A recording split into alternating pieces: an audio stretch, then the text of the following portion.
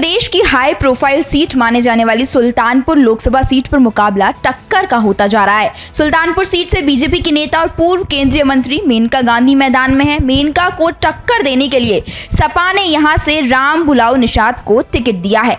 अवध क्षेत्र में बसे संसदीय क्षेत्र में अनुसूचित जाति की आबादी 21% है। यहाँ राजपूतों का वर्चस्व रहा है। यह मुस्लिम और ब्राह्मण मतदाताओं के अलावा ओबीसी की भी बड़ी आबादी है, जो हार जीत तय करने में अहम भूमिका निभाती है। इसी पर आज चर्चा करने के लिए हमारे साथ मौजूद है नियो मीडिया के editor in chief Neeraj Srivastava जी।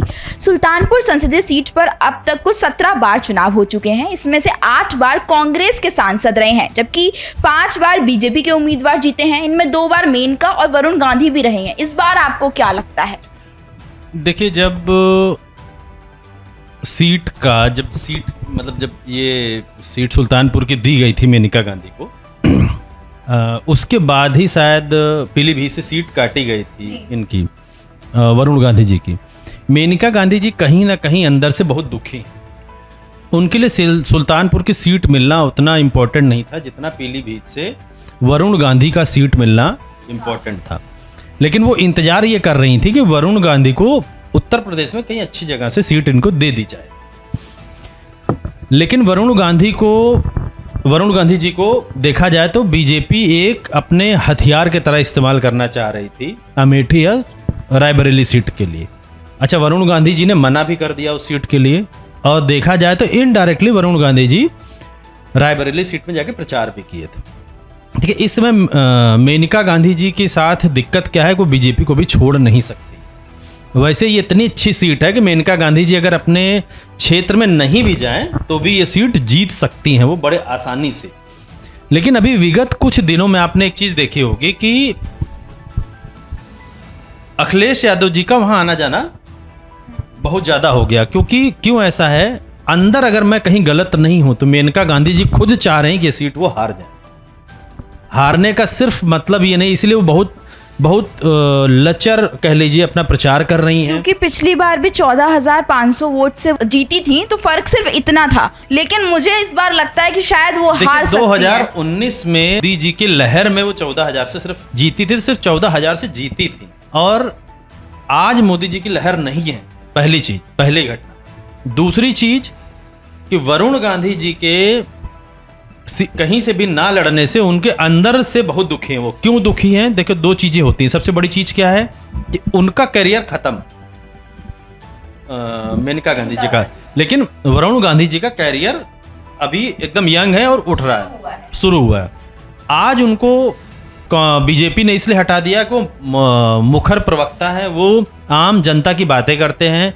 वो ये बोलते हैं कि भाई जुमलों की सरकार ना चला करके आप सरकार चलाइए जो आपको गरीबी दूर कर सके, लोगों को, आम जनता को नौकरी मिल सके। इस वजह से जब उन्होंने कई बार कांग्रेस बीजेपी के मोदी जी के खिलाफ बोला या अमित शाह जी के खिलाफ बोला, तो इस बार इन लोगों ने उनका पनिशमेंट किया कि इनको वहाँ की सीट पीलीभीत की नहीं दी।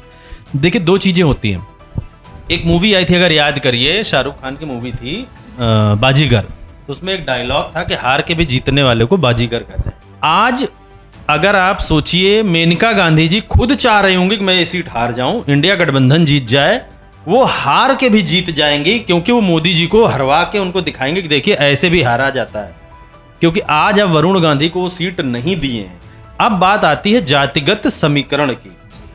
जातिगत समीकरण वहां पे इतना स्ट्रांग है कि अगर समाजवादी पार्टी या देखिए राहुल गांधी वहां प्रचार करने नहीं जाएंगे, इसमें कोई डाउट नहीं है। राहुल गांधी जी कभी नहीं बोलेंगे या प्रियंका गांधी जी कभी नहीं बोलेंगे कि उनकी चाची हारे।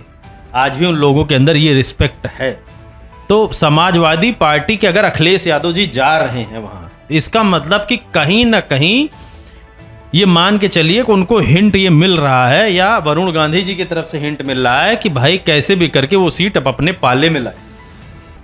आज की डेट में अगर मेनका गांधी जी के बारे में सोचा जाए तो उनको हार से कोई मतलब नहीं, लेकिन उनको एक तरीके से डायरेक्टली कह लीजिए, इनडायरेक्टली कह लीजिए कि अगर वो हारती भी हैं उस सीट से, तो ये मान के चलिए कि वो कहीं ना कहीं वो खुद चाहती थी कि ये सीट इंडिया गठबंधन को चली जाए। 2014 में जब इसी सीट से वरुण गांधी जीते थे तो तब फर्क जो था वोटों का वो 2 लाख समथिंग का था, उतने से वो जीते थे। उतने से मैं यही बोल रहा हूँ, आज भी अगर वरुण गांधी वहां सिर्फ चले जाए ना तो 4 लाख वोटों जीत जाएंगे, 3 लाख वोटों जीत जाए। लेकिन ना वहां वरुण गांधी जी प्रचार करेंगे, ना वो आपकी मेनका गांधी जी प्रचार करेंगे, क्योंकि उनको कहीं ना कहीं अंदर खाने ये दुख है और ये खुन्नस भी है बीजेपी से, मोदी जी से, क्योंकि इसके बाद तो लड़ेंगे भी नहीं बीजेपी से। अगर मैं गलत नहीं हो तो वो सीट 100% वो खुद हारने के लिए ही वहां लड़।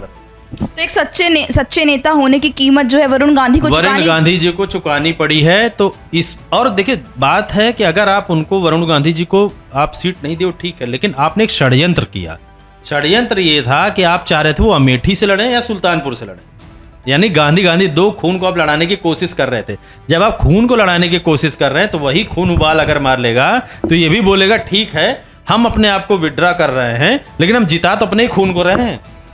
अगर इंडिया गठबंधन जीतता है तो भी तो राहुल गांधी की ही जीत है आज की डेट में।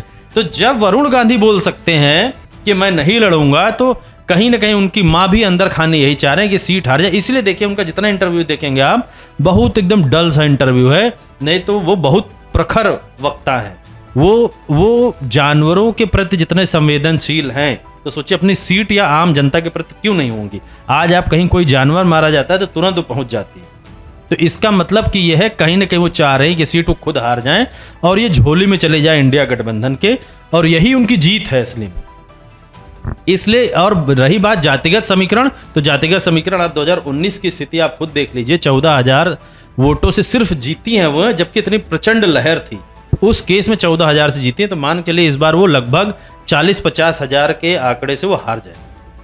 खैर आप लोगों को क्या लगता है, क्या मेनका गांधी इस बार जीत पाएंगी? अपनी राय हमें कमेंट करके जरूर बताएं। धन्यवाद।